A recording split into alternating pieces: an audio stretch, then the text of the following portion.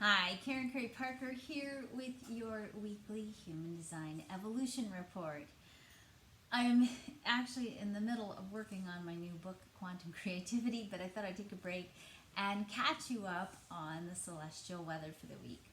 As you know, if you've been following my reports, we are in the midst of a Venus retrograde cycle, which means that until November 15th, we are very much exploring the inner realm of our values, and we're looking at the patterns we have in relationships. And as I've been saying all along, it's not just the relationships you have with your romantic partner.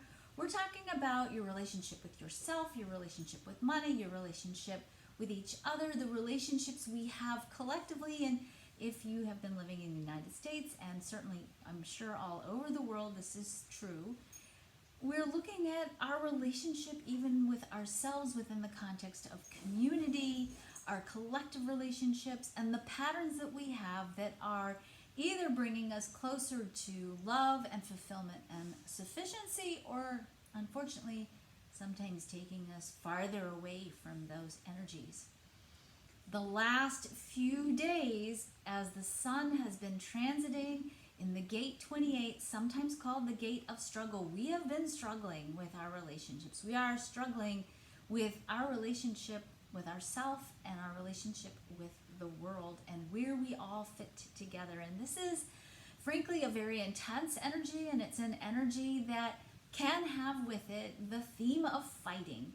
Ultimately, we are discovering what's really worth fighting for, and this energy is a powerful evolutionary energy, meaning anytime we take a step forward in our progress, or we seek to grow and expand, we come up with new ideas, or we're pushing against the boundaries and the limits of what has come before, we are sort of set up by the nature of how evolution works to get pushback from it. So when we say, okay, I want to create a world of peace, I want to create a world of unity, I want to create a world of equity, I want to create a world of sustainability, when these are the drivers that are your values, when you start to put them into play, because to a certain degree these are innovative and new mutative ideas, it's normal and it's natural to get pushback from the outer reality, because conservatism has a place in evolution.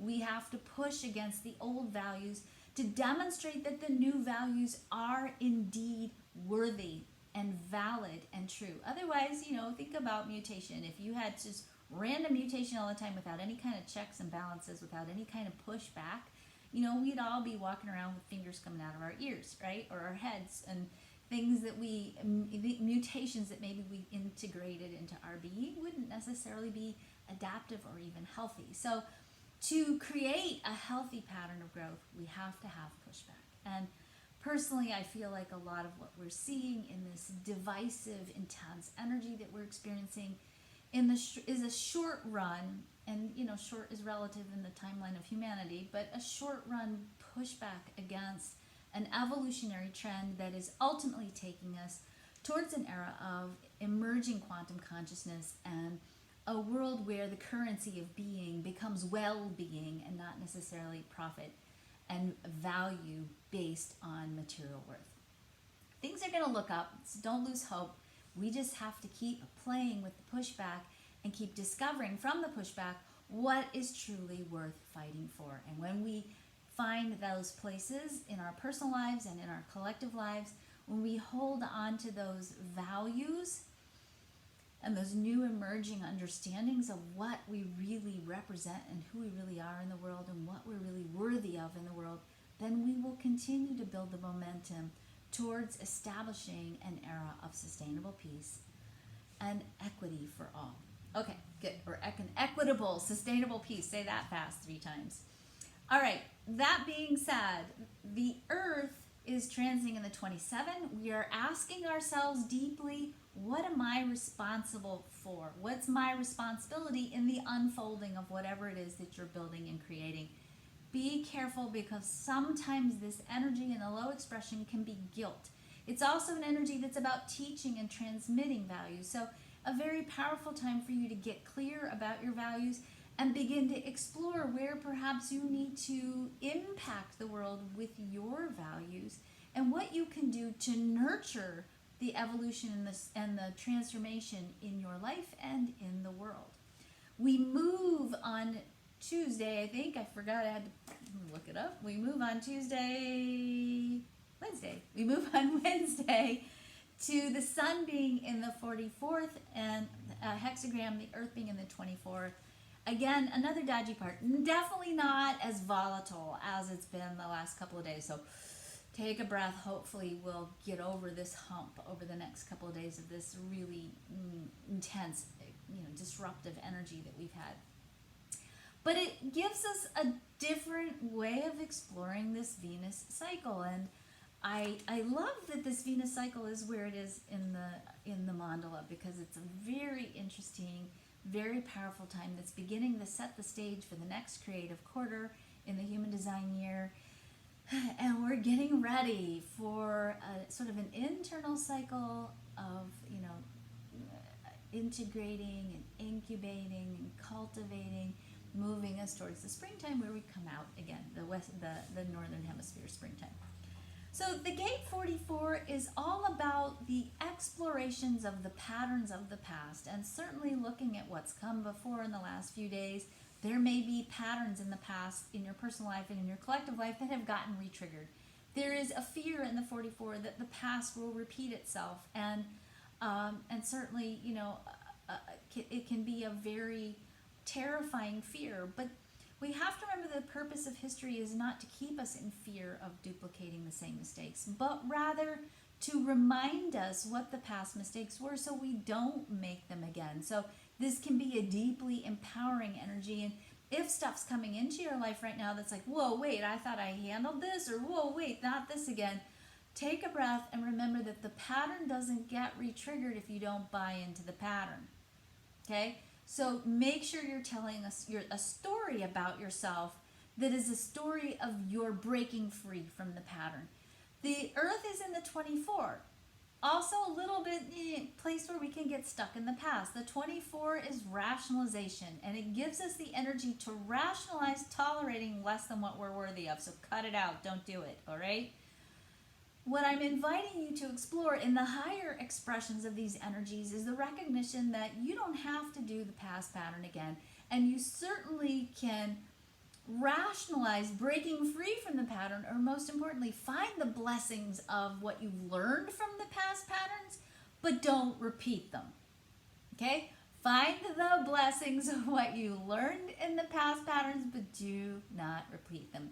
Do not rationalize settling for anything less than what you deserve. And you deserve sufficiency, support, you deserve power, you deserve love, you deserve abundance, you deserve everything good that's coming to you. So set your patterns accordingly. Align yourself with patterns that support you and allowing yourself to receive what you're really worthy of, the true story of who you are.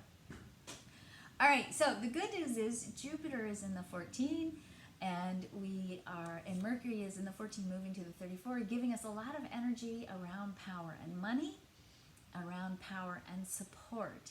Remember that both power and money in the chart are not things that are taken or seized or usurped, but rather come in response to the quality of the frequency of energy that we hold. So you can't seize power, and you can't force money or take money and have it last for you.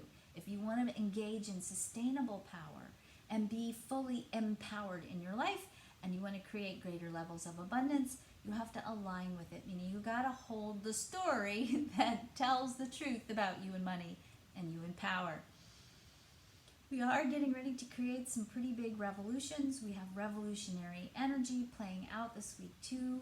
Remember that revolution is an emotional energy. And we want to take and make revolutionary acts after we have aligned with the right energy. So don't be reactive. Don't draw the line in the sand, close the door and walk away and never look back and then later regret it. All right? I've been saying this for weeks now. This is a time to contemplate right action, experience thoughts around right action, hold energy for right action, Make a plan for right action, but don't take the action until after November 15th. When you can, and actually I would even say wait until December. Wait till the dust settles and all this emotional intensity boils to more of a creative simmer instead of a crazy stew that's bubbling all over the stove.